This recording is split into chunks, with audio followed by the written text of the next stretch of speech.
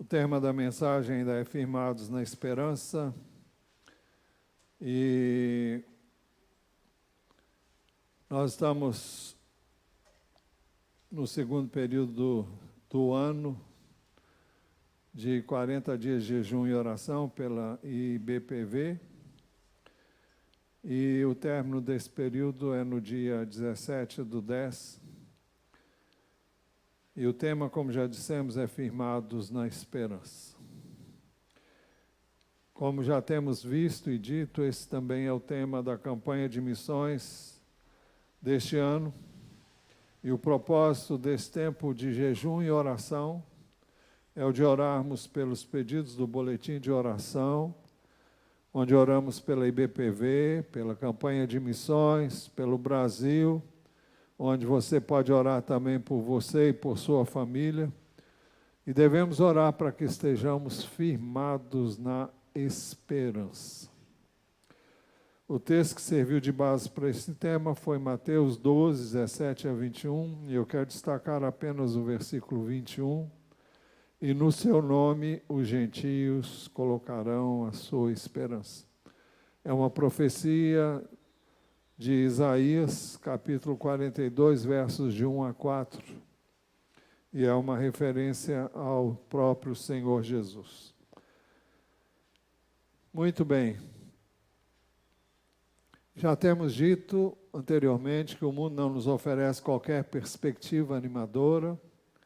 Vivemos tempos difíceis no mundo, no nosso país, no contexto social, no contexto econômico. Muitos estão vivendo sem esperança, sem perspectiva qualquer. Muitos estão desanimados, muitos estão apáticos, acomodados, indiferentes, frios, inertes.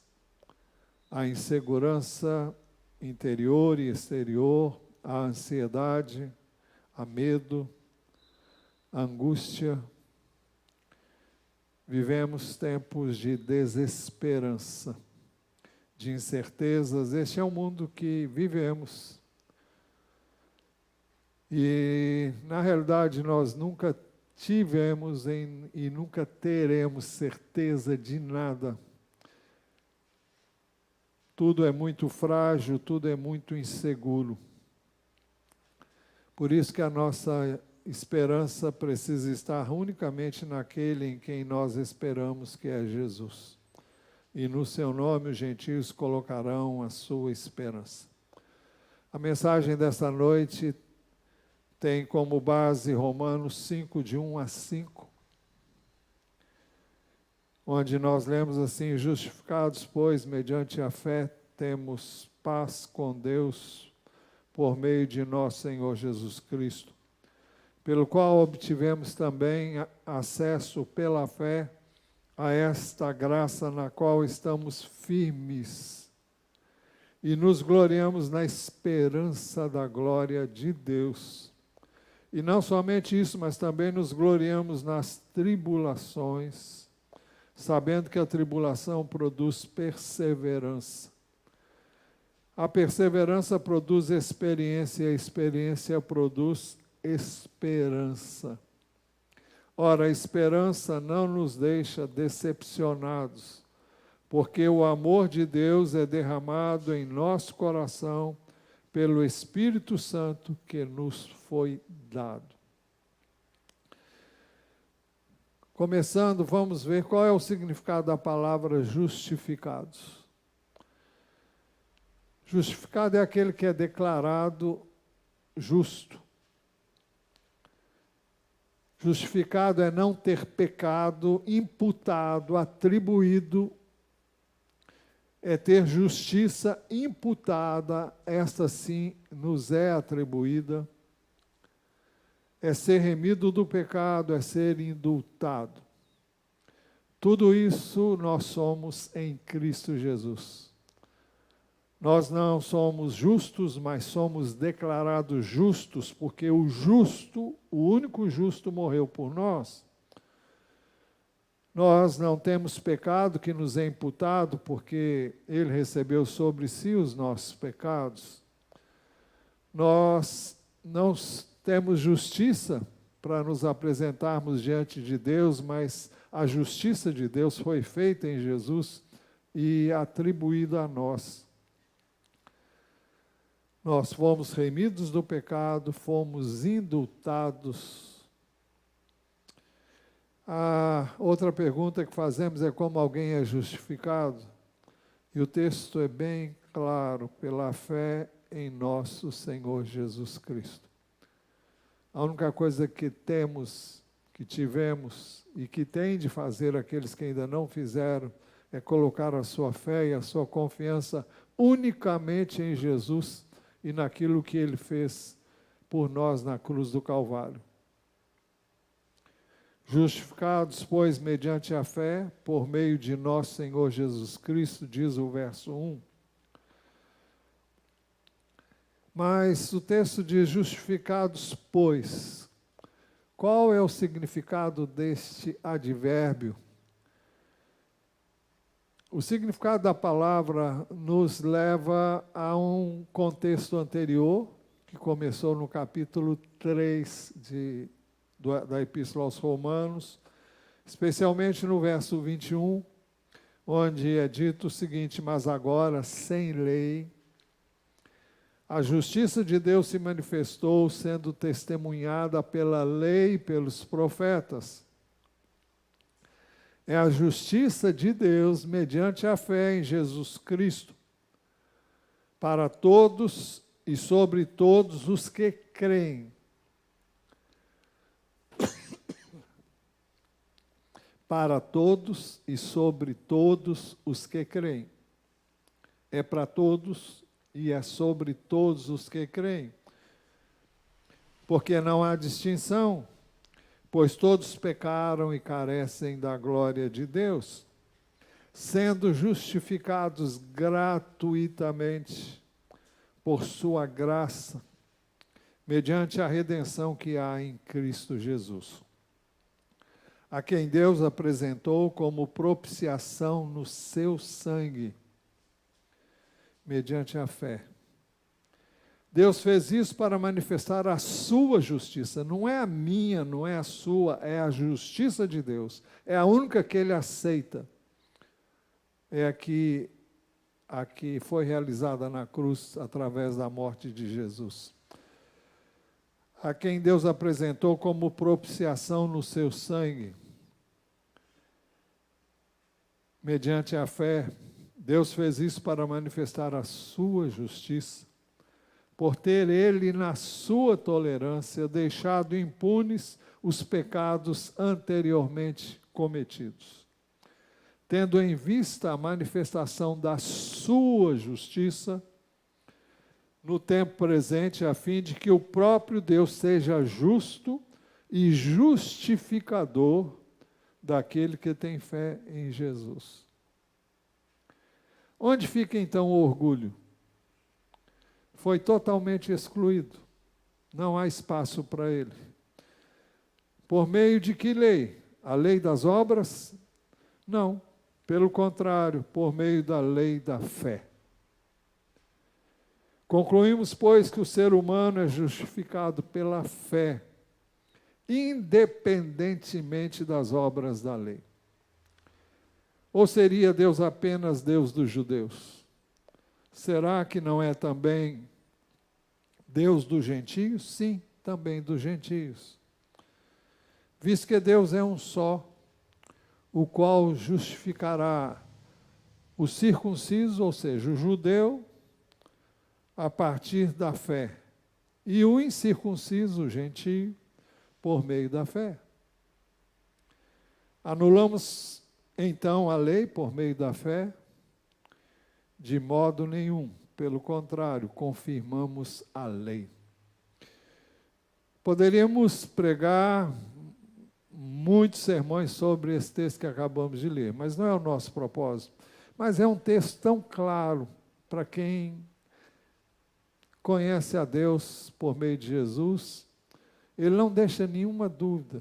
Eu e você não temos méritos, não temos de que nos orgulharmos.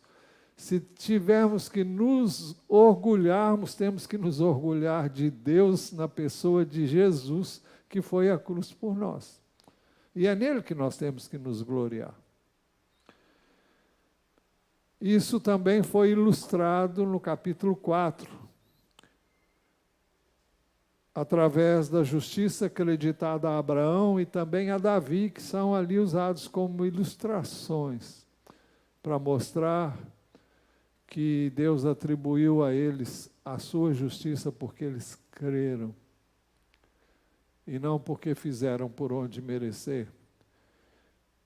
É por isso que vem a partícula, o advérbio pois. É para, tendo em vista tudo que foi dito anteriormente, então, temos paz com Deus pela fé em nosso Senhor Jesus Cristo. Vamos ver os benefícios da justificação pela fé. Primeiro, nós temos paz com Deus. Justificados, pois, mediante a fé, temos paz com Deus por meio de nosso Senhor Jesus Cristo. É a paz decorrente da nossa reconciliação com Deus. Quem nos reconciliou com Deus? Jesus, ao morrer por nós. Ele levou sobre ele os nossos pecados e nos reconciliou com Deus. Isaías profetizou, falando de Jesus, e lá no capítulo 53, versículo 6, a primeira parte desse verso diz assim: todos nós andávamos desgarrados, como ovelhas, cada um se desviava pelo seu próprio caminho, mas o Senhor fez cair sobre ele a iniquidade de todos nós. Eu amo Isaías 53. Todo ele é de uma grandeza indescritível. Todo o capítulo 53 de Isaías descreve em minúcias o sofrimento de Jesus e como isso nos alcançou. Explica por que ele sofreu, por que ele sofreu tanto. Na Epístola aos Efésios, nós ficamos sabendo também que todos nós estávamos longe e fomos aproximados de Deus por meio do sangue de Jesus Cristo.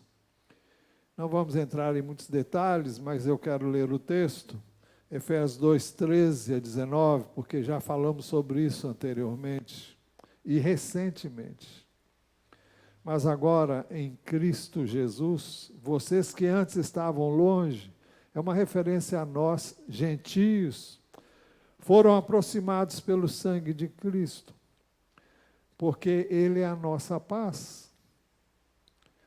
De dois povos, judeus e gentios, Ele fez um só, e na sua carne derrubou a parede de separação que estava no meio, a inimizade que havia entre judeus e gentios. Cristo aboliu a lei dos mandamentos, ou seja, ninguém é salvo por obedecer aos mandamentos, na forma de ordenanças, para que dos dois criassem em si mesmo uma nova humanidade. Então não é pelo que você faz, não é pelo que você fez, é pelo que Jesus fez. E daí por diante começa uma nova vida. Não significa que daí por diante você pode pecar à vontade, muito pelo contrário. Cristo aboliu a lei dos mandamentos na forma de ordenanças, não por força, nem por violência, mas pelo meu Espírito, diz o Senhor, numa das profecias do Velho Testamento. Aboliu a lei dos mandamentos na forma de ordenanças para que dos dois criassem em si mesmo uma nova humanidade, um novo homem fazendo a paz. E reconciliasse ambos em um só corpo com Deus por meio da cruz, destruindo a inimizade por meio dela. E quando veio, Cristo evangelizou paz a vocês que estavam longe, paz também aos que estavam perto, no caso os judeus, porque por meio dele ambos temos acesso ao Pai, em um só Espírito. Assim vocês não são mais estrangeiros e peregrinos, mas concidadãos dos santos e membros da família de Deus. Então, o primeiro benefício é que temos paz com Deus, e paz também uns com os outros, porque Ele morreu por isso também. Segundo benefício, temos acesso pela fé à graça de Deus, pelo qual, Romanos 5:2a, pelo qual, isto é, por meio de Jesus, obtivemos também acesso pela fé a esta graça na qual estamos firmes. Então, quando ele diz pelo qual, ele está se referindo a Jesus Cristo. E por meio dele nós obtivemos também acesso pela fé a esta graça. A graça que nos é oferecida através de Jesus, ou seja, a justificação, a salvação, o perdão dos pecados. É interessante que ele fala de uma graça na qual estamos firmes. O nosso tema é firmados na esperança.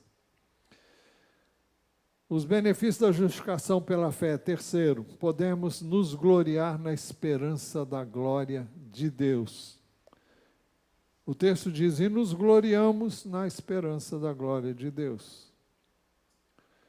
A esperança da glória de Deus se refere à participação que nos é prometida de participarmos da glória de Deus com Jesus Cristo, quando recebermos um corpo incorruptível. Romanos 8:17-25 trata disso, muito pormenorizadamente.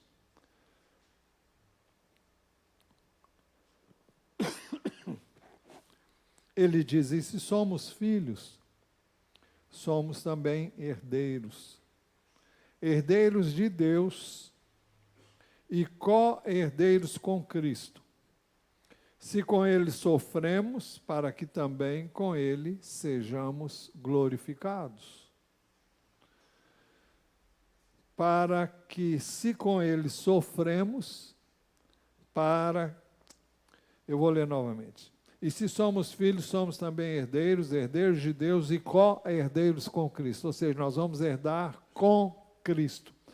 A mesma herança de Cristo nós vamos herdar. Vamos herdar com Ele. E o texto diz, se com Ele sofremos, para que também com Ele sejamos glorificados. Nós seremos glorificados. O que significa isso? Teremos participação na glória que Cristo tem e que nos será manifestada quando Ele voltar. Porque para mim tenho por certo que os sofrimentos do tempo presente não podem ser comparados com a glória a ser revelada em nós. Não é a nós, é em nós. Fala de uma glória que vai ser revelada em nós. Ele fala, a ardente expectativa da criação, é outro texto que poderíamos trabalhar, mas não agora. A ardente expectativa da criação aguarda a revelação dos filhos de Deus. É aquilo que nós seremos quando deixarmos esse mundo e quando recebermos um corpo glorioso, semelhante ao que Jesus tem hoje. Pois a criação está sujeita à vaidade, não por sua própria vontade, mas por causa daquele que a sujeitou, na esperança de que a própria criação será liberta do cativeiro da corrupção, para a liberdade da glória dos filhos de Deus. Porque sabemos que toda a criação, a um só tempo, geme e suporta angústias até agora. Toda a criação suporta angústias até agora. E não somente ela, mas também nós, que temos as primícias do Espírito, igualmente gememos em nosso íntimo, aguardando a adoção de filhos, a redenção do nosso corpo. Porque na esperança fomos salvos. Ora, a esperança que se vê não é esperança. Pois quem espera o que está vendo? Mas se esperamos o que não vemos, com paciência o aguardamos. Então, é isso que significa e nos gloriamos na esperança da glória de Deus. É muito grande essa promessa. O que nos aguarda é a participação na mesma glória que Cristo tem. Em quarto lugar, os benefícios da justificação pela fé. Em quarto lugar, podemos nos gloriar nas tribulações. E não somente isso, mas também nos gloriamos nas tribulações. Por que devemos nos gloriar nas tribulações?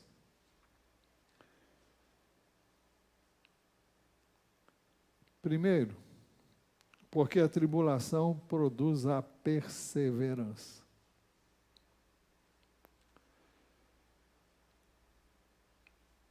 Nós estávamos vendo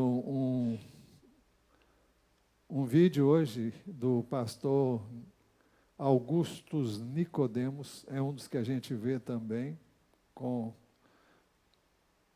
frequência. E ele estava levantando justamente a questão de que não há ser humano que não sofra.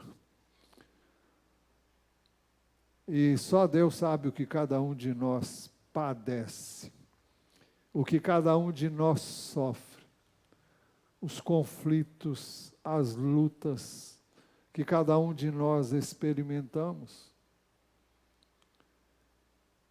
Não há nenhum ser humano que não tenha qualquer tipo de sofrimento e tribulação.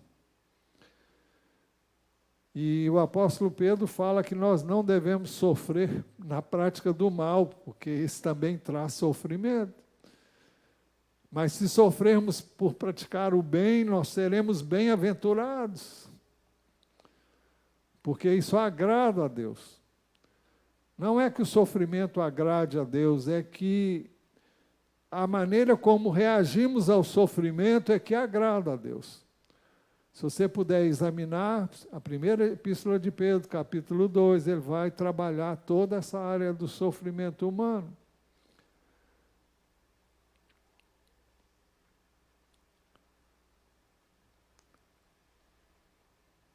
Eu estava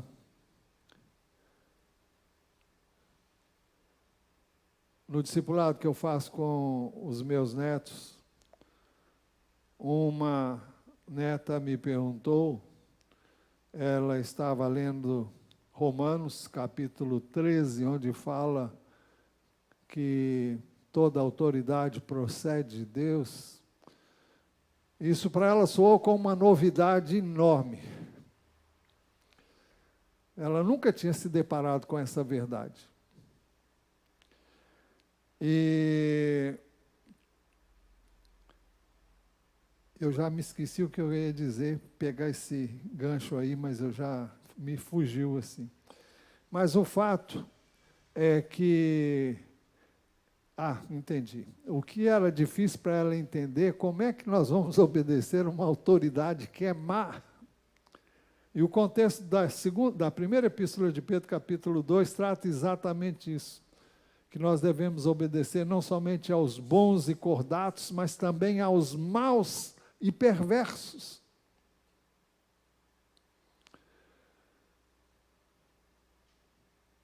E ela estava sem entender. E ficou sem entender. Eu falei, olha, no próximo encontro a gente conversa sobre isso. Não vai dar para falar isso agora. Então, por que devemos nos gloriar na tribulação? Porque a tribulação produz perseverança, sabendo que a tribulação produz perseverança. Está em pauta, principalmente, a tribulação resultante do testemunho de Jesus Cristo. De uma vida onde você busca viver o Evangelho. Sempre que você buscar fazer a vontade de Deus, você vai encontrar oposição. Na sua própria carne, oposição do inimigo, oposição das pessoas, porque você vai tocar nelas quando você reagir de forma diferente daquelas agem e reagem, e elas vão se levantar contra você, porque elas querem ficar bem consigo mesmas, e você é uma pessoa que incomoda com a sua maneira de ser e de agir, se você vive o Evangelho. Todos quantos querem viver piedosamente em Cristo sofrerão perseguição. O apóstolo Paulo escreveu a Timóteo: as tribulações dão ensejo, então, à formação do caráter de Cristo em nós e a nossa conformação com Ele. Romanos, o texto que nós estamos lendo, 5:3b, diz: sabendo que a tribulação produz perseverança. A tribulação produz a perseverança porque ela nos faz cônscios das nossas fraquezas e limitações.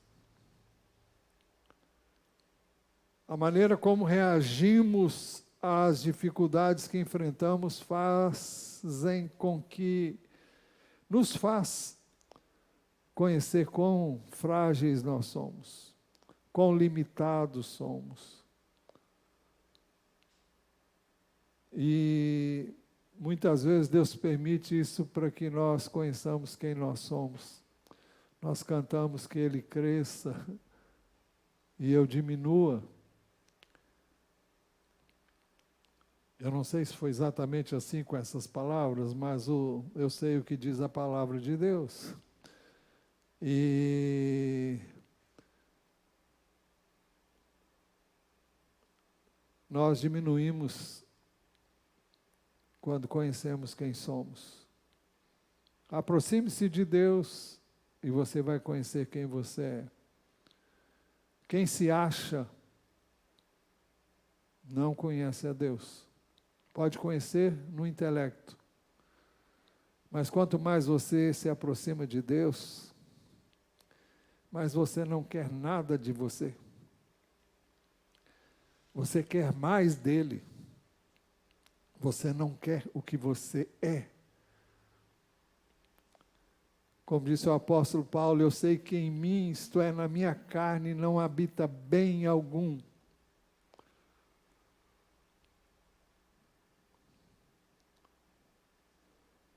E aí nós vamos buscar o Senhor para obter dele aquilo que já nos está disponível, a graça dele. Mas nós só nos valemos e buscamos essa graça quando tomamos consciência da nossa limitação. A tribulação nos faz perseverar na palavra, na busca do Senhor em oração. Eu disse a tribulação ou a perseverança? A tribulação nos faz perseverar, então, na palavra, na oração, na busca do Senhor, através da oração e na dependência dele. Tiago 1:2-4 diz assim: meus irmãos, tenham por motivo de grande alegria o fato de passarem por várias provações, sabendo que a provação da fé que vocês têm produz perseverança. Ora, a perseverança deve ter ação completa para que vocês sejam perfeitos e íntegros, sem que lhes falte nada. Não é fácil passar pela tribulação. Dói, angustia, aflige. É algo que nós corremos dela o tempo todo. Mas Deus sabe porque Ele permite, e não há quem possa fugir dela, porque ela faz parte do processo de Deus de forjar o caráter de Jesus em nós. Por que devemos nos gloriar nas tribulações? Em segundo lugar, porque a perseverança, que é fruto da tribulação, produz experiência. A perseverança produz experiência. A nova versão internacional diz a perseverança, um caráter aprovado. Isso fala de alguém que foi provado em todas as experiências difíceis e já foi aprovado.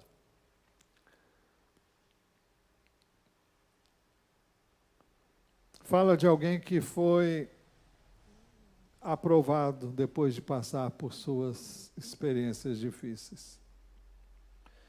1 de Pedro 1, 6 e 7 diz: nisso vocês exultam, embora no presente, por breve tempo, se necessário, sejam contristados por várias provações, para que, uma vez confirmado o valor da fé que vocês têm, muito mais preciosa do que o ouro perecível, mesmo apurado pelo fogo, resulte em louvor, glória e honra na revelação de Jesus Cristo.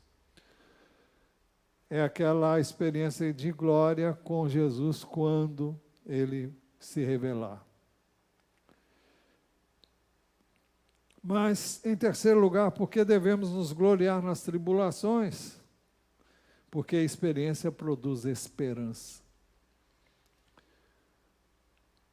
Sempre através de provações, nós adquirimos experiência, a experiência produz a esperança. Esperança na Bíblia está relacionada com os acontecimentos escatológicos. Acontecimentos escatológicos são os últimos acontecimentos que estão previstos nas Escrituras quando Jesus retornar ou quando Ele estiver retornando. Tudo isso fala de acontecimentos escatológicos. Como a ressurreição,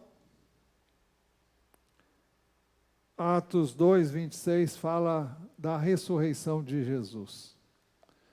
Por isso, é uma referência ao Salmo 16, que foi citado aqui em Atos 2, 26. Então, Pedro está falando ao povo a quem ele se dirigiu, é a sua primeira mensagem.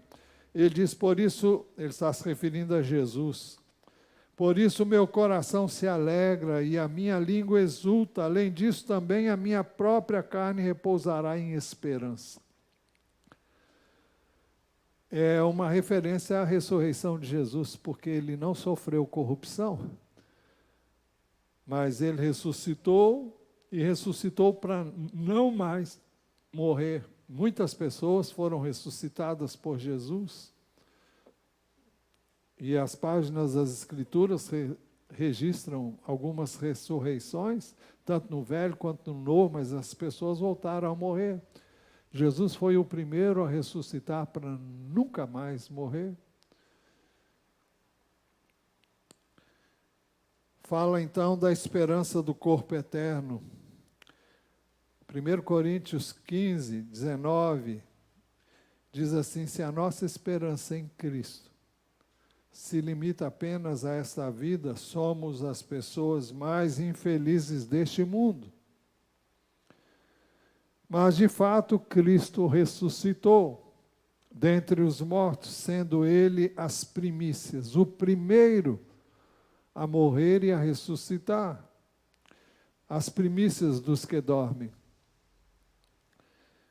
Todos aqueles que passam pela morte, ele foi o primeiro a ressuscitar para não mais morrer.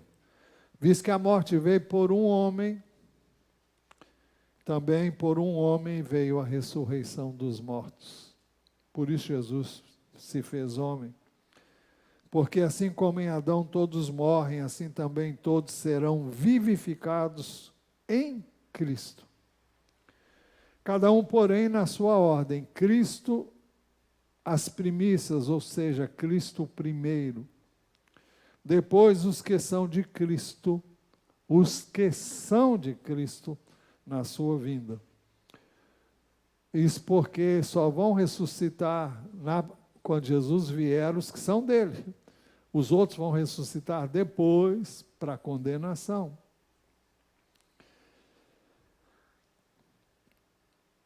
Falando da esperança da glória eterna, Colossenses 1:27 diz assim: a estes Deus quis dar a conhecer a riqueza da glória deste mistério entre os gentios, que é Cristo em vocês, a esperança da glória.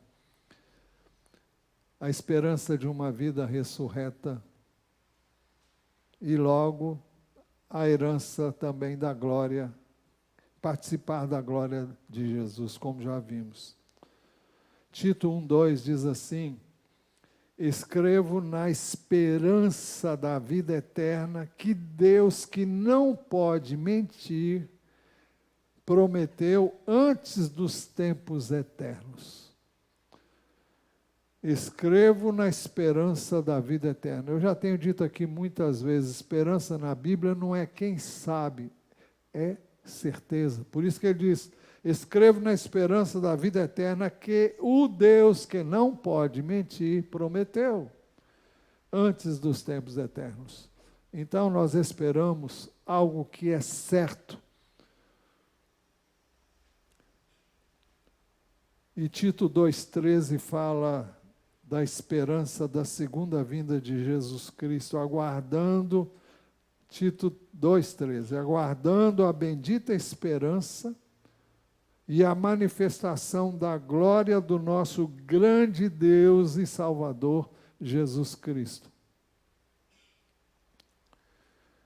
Por que devemos nos gloriar nas tribulações? Em quarto lugar, porque a esperança não nos deixa decepcionados, porque o amor de Deus é derramado em nosso coração pelo Espírito Santo que nos foi dado. Ora, a esperança não nos deixa decepcionados, diz o texto, porque o amor de Deus é derramado em nossos corações pelo Espírito Santo que nos foi dado. A esperança não nos deixa decepcionados. Não é aquela esperança que no final você fica frustrado. Essa esperança não deixa eu e você decepcionados.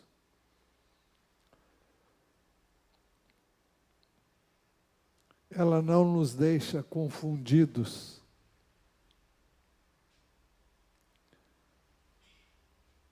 Eu vivo muitas vezes experiências que, se eu fosse me guiar pelo que eu vejo, o que eu sinto, a vontade que você tem é de chutar o balde. A vontade que você tem é de você pensar, é o fim. Acabou. Mas eu vivo isso constantemente. Isso dura algum tempo, talvez uma hora, às vezes um dia, mas no dia seguinte tudo volta a ser o que era. E nada muda na minha relação com Deus, nada muda na expectativa que eu tenho dele, nada muda na minha fé e confiança de que ele está no controle. Por isso, a esperança não nos deixa decepcionados, não nos deixa confundidos, como diz outras versões, não nos envergonha, como diz uma outra versão, por uma razão bem simples. o amor de Deus é derramado em nossos corações, em nosso coração pelo Espírito Santo que nos foi dado. Não é sem razão que ele é chamado de o Consolador. E eu rogarei ao Pai, e Ele vos dará outro Consolador.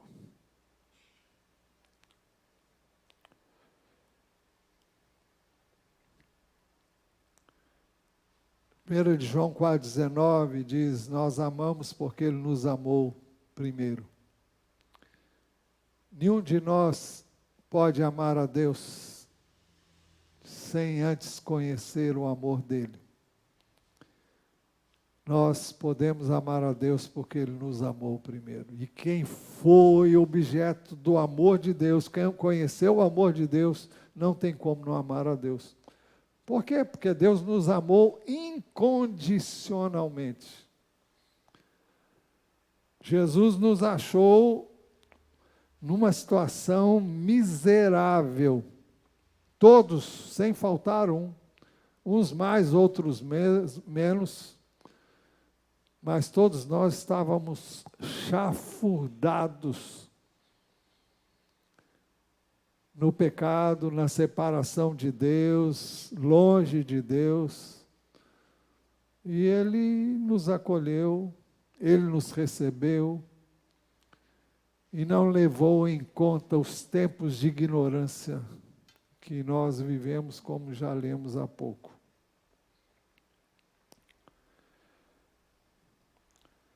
O Espírito Santo é então a garantia da nossa herança.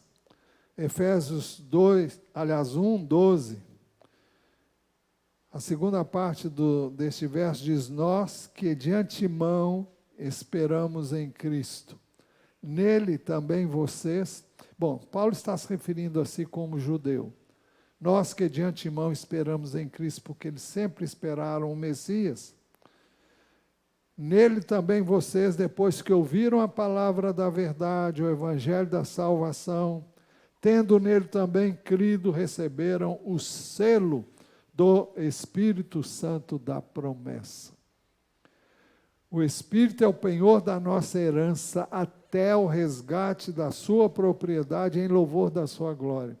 O Espírito Santo é que nos garante que nós somos dele, pertencemos a Deus por meio de Jesus até que ele nos transporte para o encontro com o Senhor nos ares, quer pela vinda de Cristo, quer pela ressurreição dos mortos. O Espírito Santo é a garantia do nosso novo corpo. 2 Coríntios 5, 4 e 5. Pois nós que estamos neste tabernáculo, nesse corpo, gememos, angustiados, não por querermos ser despidos, isso é, não que queiramos ficar sem o corpo, porque na realidade todo mundo quer ser transformado. Ninguém quer morrer aqui. Mas ele diz, pois nós que estamos neste tabernáculo, neste corpo, gememos angustiados, não por querermos ser despidos, ou seja, não por querermos morrer fisicamente, mas revestidos para que o mortal seja absorvido pela vida.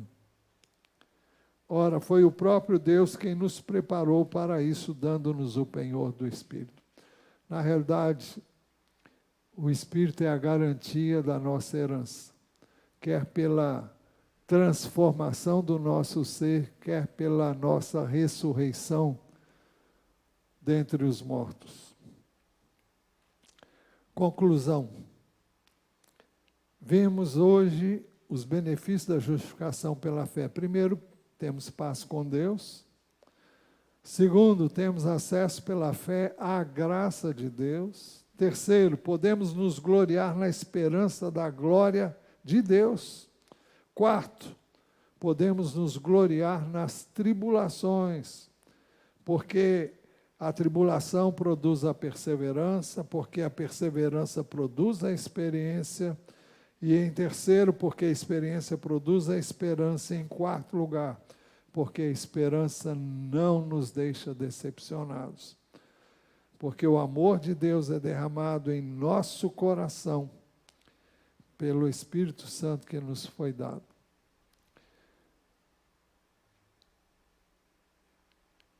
Por isso que nós devemos estar firmados na esperança. Jesus é a nossa esperança. Amém? Então vamos orar. Senhor, nós te damos graças pela